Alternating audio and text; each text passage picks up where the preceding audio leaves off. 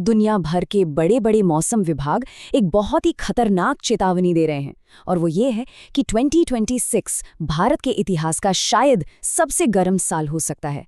वजह एक mega El Nino, एक ऐसा एल नीनो जो पिछले 140 सालों में कभी नहीं देखा गया।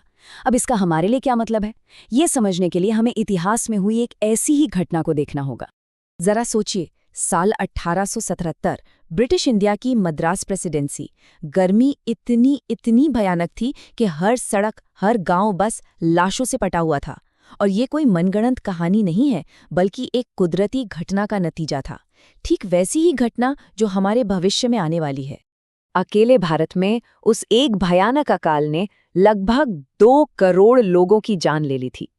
ये कोई छोटी मोटी घटना नहीं थी, ये एक महाविनाश था जिसका पैमाना आज भी हमें चौंका देता है। तो 1877 की ये तबाही सिर्फ इतिहास का एक दुखद पन्ना नहीं है, बल्कि ये हमारे आने वाले कल के लिए एक बहुत गंभीर चेतावनी है। यह हमें दिखाती है कि जब कुदरत का संतुलन बिगड़ता है ना, तो उसके नतीजे कितने विनाशकारी हो सकते हैं।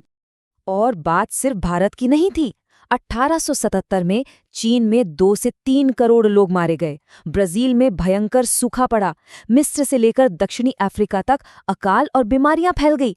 यहां तक कि अमेरिका में तो सर्दियों का मौसम ही गायब हो गया था। ये एक ग्लोबल तबाही थी जिसकी जड़ें प्रशांत महासागर में हो रही एक घटना में थी। तो आखिर ये घटना है क्या? इसे कहते हैं एल नीनो। चलिए अब जरा समझते हैं कि ये एल नीनो आखिर होता क्या है और ये पूरी दुनिया के मौसम पर अपना असर कैसे डालता है।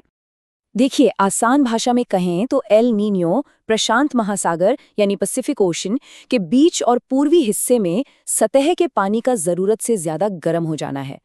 अब जब खरबों लीटर पानी एक साथ गर्म होता है तो उससे इतनी गर्मी निकलती है कि पूरी दुनिया का मौसम ही बदल जाता है। आमतौर पर क्या होता है, मजबूत हवाएं प्रशांत महासागर के गर्म पानी को एशिया की तरफ धकेलती हैं। इससे दक्षिण अमेरिका के पास ठंडा पानी ऊपर आ पाता है। लेकिन एल नीनो के दौरान सब कुछ उल्टा हो जाता है। ये हवाएं कमजोर पड़ जाती हैं और वो सारा गर्म पानी वापस पूर्व की तरफ यानी दक्षिण अमेरिका की तरफ बहने लगता है और इससे ठंडे पानी का ऊपर आना बंद हो जाता है।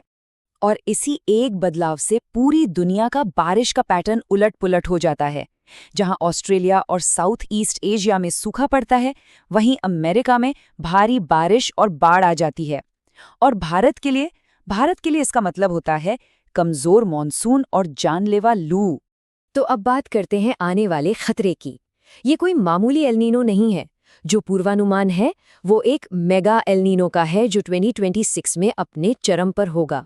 दुनिया के जो सबसे भरोसेमंद मौसम केंद्र हैं, जैसे यूरोप का ECMWF और अमेरिका का नोआ, वो सब एक ही बात कह रहे हैं। पिछले 140 सालों का सबसे ताकतवर एल नीनो हमारी तरफ बढ़ रहा है। और सबसे बड़ी चिंता की बात यह है कि इसका पीक ठीक भारत के मॉनसून सीजन के बीचों बीच होगा। अब यहाँ एक बहुत ज़रूरी बात समझने वाली है। क्लाइमेट चेंज ने इस स्थिति को और भी भयानक बना दिया है। देखिए, धरती पहले से ही 1.4 डिग्री सेल्सियस ज़्यादा गर्म है। अब एक सुपर एल नीनो इसमें और 1.5 डिग्री जोड़ देगा। इसका मतलब है कुल मिलाकर लगभग 2.9 डिग्री सेल्सियस की तापमान में बढ़ोतरी। ये एक ऐसी स्थिति है जो इंसान ने अपने इतिहास में पहले कभी नहीं देखी है। इसको ऐसे समझिए, मान लीजिए कि कोई 40 डिग्री सेल्सियस के गर्म कमरे में बैठा है और अचानक कोई आके हीटर चालू कर दे। क्लाइमेट चेंज और सुपर एल नीनो का ये जो मिश्रण है ना, वो ठीक यही काम कर रहा है। ये गर्मी को एक असहनीय लेवल तक बढ़ा देता है। तो चलिए अब देखते हैं कि इस ग्लोबल खतरे का भारत पर क्या और कैसे असर पड़ेगा। ये एक 4 परतों वाला संकट है जो हमारे जीवन के हर पहलू पर असर डाल सकता है। ये संकट 4 मुख्य तरीकों से असर डालेगा। पहला, मॉनसून की विफलता, जिससे दूसरा असर होगा यानी खेती किसानी का चौपट हो जाना। तीसरा, जानलेवा हीट वेव। और चौथा, बढ़ती हुई महंगाई, जिसका असर सीधे सीधे हम सबकी जेब पर पड़ेगा। भारतीय मौसम विभाग ने 2015 के बाद सबसे कम सामान्य मॉनसून की भविष्यवाणी की है। उम्मीद है कि सामान्य से सिर्फ 92% ही बारिश होगी। याद रखिए, 2015 में जब पिछला सुपर एल नीनो आया था तो पूरे भारत में 14% कम बारिश हुई थी। लोग अक्सर दिन की गर्मी की बात करते हैं, पर असली खतरा रात की गर्मी में छिपा होता है। जब रात में तापमान कम नहीं होता तो शरीर को ठंडा होने और रिकवर करने का मौका ही नहीं मिलता, और इससे हीट स्ट्रोक का खतरा कई गुना बढ़ जाता है। अब जरा ये आंकड़ा सुनिए। भारत में 38 करोड़ मजदूर ऐसे सेक्टर्स में काम करते हैं जहां वो सीधे सीधे भयंकर गर्मी के संपर्क में आते हैं, जैसे कंस्ट्रक्शन साइट्स पर, खेतों में या फिर सड़कों पर। 38 करोड़! और इसका आर्थिक असर भी बहुत गहरा है।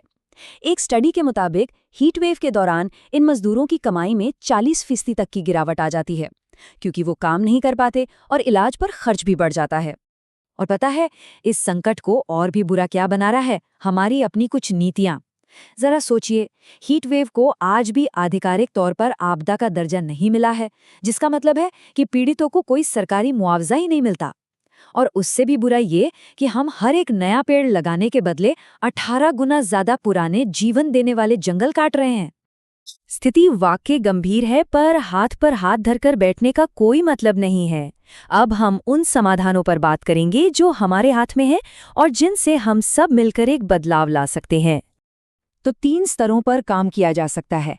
कम्युनिटी लेवल पर अपने आस पड़ोस में जो पुराने पेड़ हैं उन्हें कटने से बचाएं।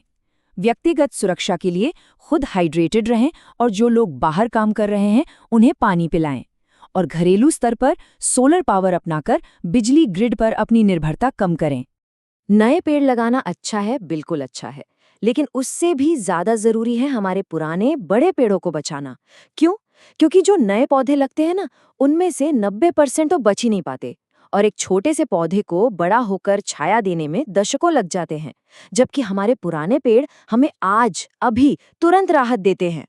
और आखिर में एक सवाल जो हम सबको सोचना चाहिए, अगर हमने अभी कुछ नहीं किया तो क्या 2026 में पैदा होने वाले बच्चे कभी 45 डिग्री सेल्सियस से कम तापमान वाली गर्मी देख भी पाएंगे? उनका नॉर्मल शायद हमेशा के लिए बदलने वाला है।